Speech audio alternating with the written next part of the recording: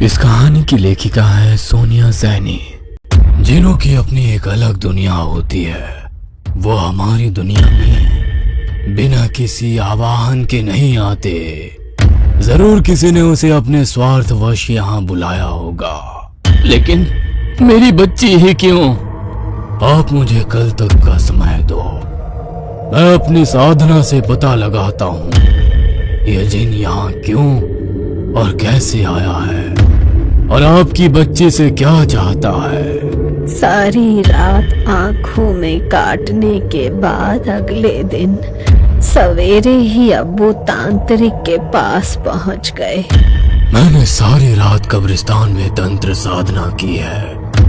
आपकी बच्ची पर बहुत ही शक्तिशाली जिन का साया है। इस जिन को इसकी दुनिया में से खास मकसद के तहत बुलाया गया था। इस हवेली में रहने वाले सम्राट ने अपने अंधी महत्वाकांक्षा को पूरा करने के लिए एक ओझा को पैसा देकर जिनों की दुनिया का रास्ता मालूम किया। वो बहुत पहुंचा हुआ ओझा था। उसने अपनी महानता सम्राट के समक्ष सिद्ध करने के लिए जिनों की दुनिया के राज महाराज के समक्ष साझा कर दिए। जुनूनी सम्राट ने सब कुछ जल्दी और आसानी से पाने की जिद में जिन का आह्वान किया। अपनी दुनिया छोड़कर आने का क्रोध नेत्रों में भरकर जिन ने सम्राट से प्रश्न किया,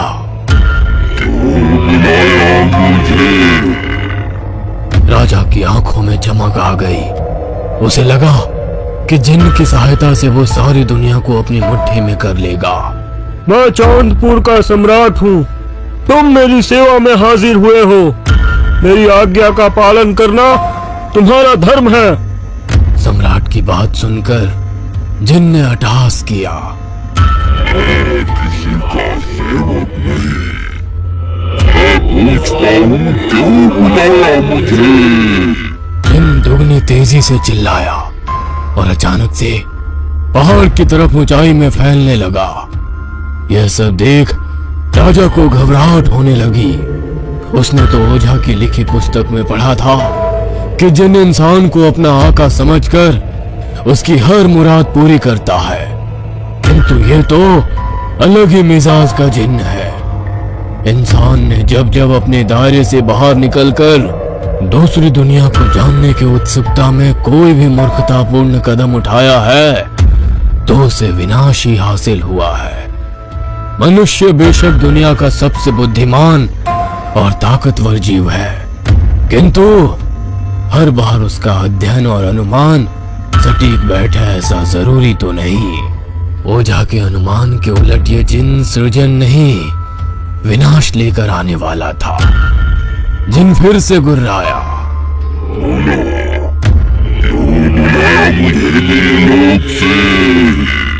मामा जल्दी घर चलो।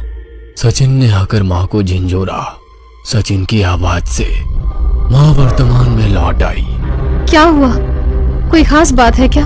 माँ खुद अपनी आंखों से चलकर देखो क्या हुआ है। घर पहुंचकर माँ ने जो देखा उससे उनका कलेजा मुंह को आ गया। माँ ने देखा कि मैं खड़ा खड़ा गिर रहा था। विनी दोहरी आवाज में कुछ बोल रही थी। एक आवाज उसकी खुद की थी जिसमें वो मदद के लिए पुकार रही थी, और दूसरी मर्दाना आवाज बहुत भारी और गरज के साथ आ रही थी। मर्दाना आवाज स्पष्ट नहीं थी, लेकिन इतना जरूर समझ आ रहा था कि वो कुछ धमकी भरी बात कर रहा है। विनी का शरीर पूरा अकड़ चुका था। गर्दन बाएं ओर झुकी हुई थी। मुंह से बेतहाशा गिरती लार ऊपर की ओर चढ़ी हुई आंखें, और दोनों हाथ मानो अलग अलग दिशा में मरोड़े हुए प्रतीत हो रहे थे। उसके खुले बिखरे बाल पूरे दृश्य को और भयावह बना रहे थे। दूसरी ओर सोनी दीवार की ओर मुंह किए जाने क्या बड़बड़ा रही थी। घर पहुंचते ही इतनी भयानक स्थिति देखकर माँ थर थर कांपने लगी। हाथ जोड़कर विनी और सोनी को छोड़ देने की गुहार करने लगी। माँ को देखकर सोनी भी गुस्से में माँ की ओर ही घूरने लगी।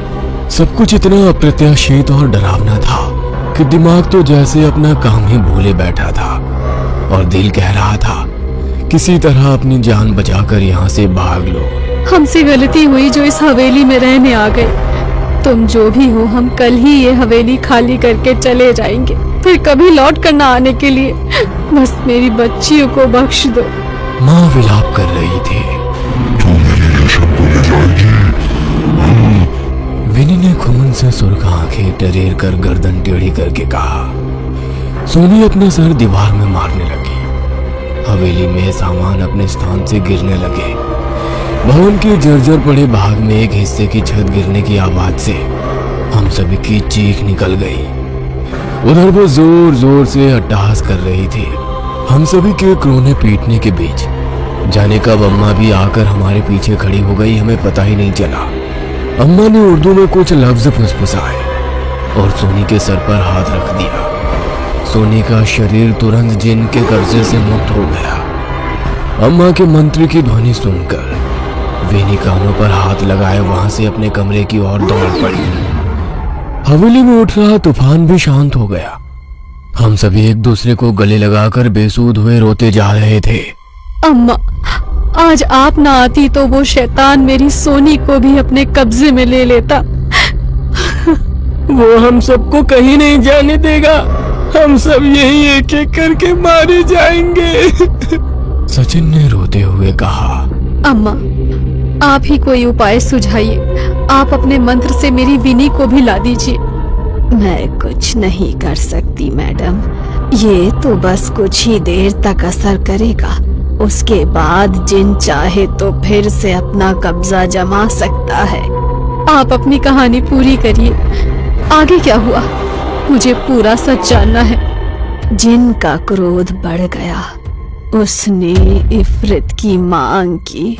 सम्राट इफ्रित का अर्थ नहीं समझ सका। उसने जिन को धन दौलत गहनों का लालच देने का प्रयत्न किया। जिन ने क्रोध में अपना आपा खो दिया और उसने सम्राट की उसी क्षण हत्या कर दी। उसके बाद जिन ने जो भी उसके सामने आया सबका खून पी लिया। पूरी हवेली लाशों से पटी पड़ी थी। धीरे धीरे लाश वहीं पड़ी सड़ने लगी। पूरे गांव में खबर फैलने के कारण कोई भी हवेली के आसपास तक नहीं आया। लाशों की सड़न सीलन और हवेली में फैले घुप अंधेरे में जिन को सुप्त अवस्था में पहुंचा दिया। बरसों तक इंसानी हलचल ना होने के कारण जिन सबसे भीतर के बदबूदार और सीलन भरे कमरे में लुप्त हो गया। बरसों बीत गए।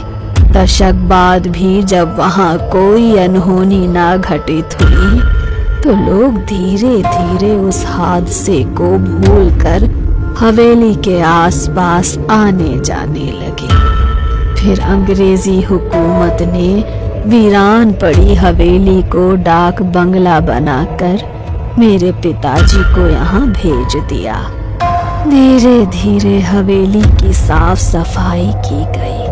भीतर के जिस कमरे में मेरे अम्मी अब्बू रहने आए वहीं जिन भी अदृश्य रूप में विद्यमान था। दशक बाद इंसानी जिस्म की महक पाकर वो क्रोध में भर उठा, किंतु जैसे ही उसने मेरी आपी रेशम को देखा वो उसके जिस्म की महक से मचल उठा। इफ्रित वो खुशी से झूम उठा। इफ्रित यानी जिन की महिला साथी। जिन लोक में उनके लिए धन दौलत ऐश्वर्य किसी भी वस्तु की कोई कमी नहीं थी। बस एक ही वस्तु थी जो जिन लोक में नदारत थी, वह थी इफ्रित यानी महिला जिन। अक्सर इफ्रित को पाने के लालच में जिन अपना लोक छोड़ इंसानी आवाहन पर धरती लोक चले आते हैं। जिन मंत्रों का उच्चारण करके राजा ने जिन को बुलाया था वो सभी अरबी भाषा में लिखित थे, जिनका वास्तविक अर्थ राजन नहीं समझते थे। वास्तव में उनका अर्थ ही था, आओ इस दुनिया में तुम्हारा स्वागत है, अपने लोक के सारे सुखों को त्याग कर आओ, आओ, तुम्हारी इफ़रित तुम्हारा इंतजार कर रही है। आओ और संपूर्णता के एहसास के साथ इस लोक में बसर करो। इफ़रित का साथ पाकर स्वयं को अन्य जिनों से श्रेष्ठ घोषित करो। जिस इफ़रित के लिए जिन अपना लोक छोड़ कर आया था, वो उसे मेरी आप ही में नजर आ गई। 13 बरस की नाजुक सी, रुई के फाहे जितनी सफेद और कोमल, जिसकी मुस्कुराहट पर मानो हर सिंगार के फूल झड़ते हो, जिसकी बोली पूरी हवेली को झंकृत कर देती थी, जिनकी काली नजर उस पर पड़ चुकी थी। अब वो किसी भी कीमत पर संपूर्ण होना चाहता था। उसने अपनी शक्तियों से अम्मी अब्बू के जीवन में मान सम्मान, ऐश्वर्य और रुपयों की बरसात करा दी। उनके नेत्रों पर लोभ का पर्दा चढ़ाकर वो धीरे धीरे आप ही को अपने बस में करने लगा, जिनने आप ही के दिमाग को पूरी तरह से नियंत्रित कर लिया था। आप ही के शरीर और उनके जीवन पर वो अपना एकाधिकार समझने लगा था। मात्र 15 बरस की आयु में उसने आप ही की नाक में नथ पहनाकर उसे अपनी इफ़रित बना लिया था। अब वो आप ही को अपनी उंगलियों पर नचा रहा था। उनकी सोचने समझने की शक्ति को लगभग शून्य सा कर दिया था उसने। उनका दिमाग इस कदर जिनके बस में था कि अम्मी अब्बू की बात भी उनको समझ नहीं आ रही थी। पूरे 24 घंटे में से तकरीबन आधा घंटा ऐसा होता था जब जिनकी शक्तियां नग्न होती थी। उसी दौरान अक्सर कुछ चेतना लौटने पर आप ही कमरे से बाहर निकलती या कभी मुस्कुरा भर देती। जिनका इंसानी रूह पर कब्जा करने का काम एक पल में नहीं होता। धीरे धीरे वो इंसान की रूह को अपना गुलाम बनाता है। उस समय अगर आप ही अम्मी अब्बू को कुछ बता पाती तो शायद उनको जिन के चंगुल से बचाया जा सकता था। अम्मी अब्बू की आंखों पर पड़े लालच और सुख समृद्धि के पर्दे ने उन्हें आप ही की ओर देखने ही नहीं दिया, जब तक उन्हें पता चला मेरी 15 बरस की कच्ची उम्र की आप ही की कोख में उस दुष्ट आत्मा का अंश आ चुका था। अब्बू ने तांत्रिक के आगे हाथ पांव जोड़े कि किसी भी तरह वो मेरी आप ही को बचा ले। पहले तो तांत्रिक ने स्पष्ट मना किया, परंतु बाद में वो अपनी शक्तियों के परीक्षण को राजी हो गया। अपनी क्षमता के अनुरूप तांत्रिक ने तंत्र मंत्र का सभी सामान एकत्रित किया और 3 ताबीज बनाकर साथ में रख लिए। हवेली के दरवाजे पर पहुंचकर जैसे ही उसने पहला कदम अंदर रखा, उसे मानो जोर का करंट सा लगा। तांत्रिक झटक कर हवेली के भीतर आ गिरा। उसका शरीर नीला पड़ने लगा। अब्बू अम्मी तांत्रिक की हालत देखकर जिनकी शक्ति का अंदाजा लगा रहे थे। किसी तरह गिरते पड़ते भी तांत्रिक ने सारी विधि का सामान जमीन पर बिछाकर जैसे ही तंत्र शुरू किया, एक जोरदार आंधी आई और सब अपने साथ उड़ा ले गई।